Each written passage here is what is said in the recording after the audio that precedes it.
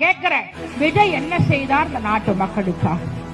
எத்தனை பிரச்சனை வந்தது, புயல் வந்தது, ஏன் கொரோனா வந்தது, அவர் என்ன செய்தார்?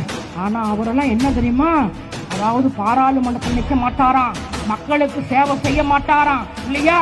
அதாவது நேரா சட்டமன்றத்தில் நிற்பாராம். இவரு முதலமைச்சரா நிக்கணுமா, நாங்க குச்சி வச்சு வந்து நம்ம வந்து தூக்கிட்டு போகணுமாட்டாங்க கொம்பால. அதாவது உங்களுடைய கருத்துகள், தொண்டர்கள் என்ன கருத்துகள் சொல்கிறார்கள், தீர்மானம் என்ன நிறைவேற்ற வேண்டும், அதையெல்லாம் விட்டுட்டு இவன் சொல்றான் ஒக்கால ஒலி மொத்துவே கருணாநிதி என்கிற ஸ்டாலின் எல்லாம் ஏற்றிருக்கு 2000 பேர் கை தட்டானா. They are well trained only for that purpose. அப்படிங்கிற மாதிரியே பயிற்சி கொடுக்கப்பட்டு வளர்க்கப்பட்டு அதுக்குன்னே பயன்படுத்தப்படக்கூடிய சிவாஜி கிருஷ்ணமூர்த்தி இப்ப இன்னைக்கு இனிமே சோசியல் மீடியால சிவாஜி கிருஷ்ணமூர்த்தியா நானா தோடி போட்டு பாத்துடலாமா தோடி அப்படிங்கிற மாதிரி களம் இறங்கி இருக்கிறார்கள் சேலம் சுஜாதா.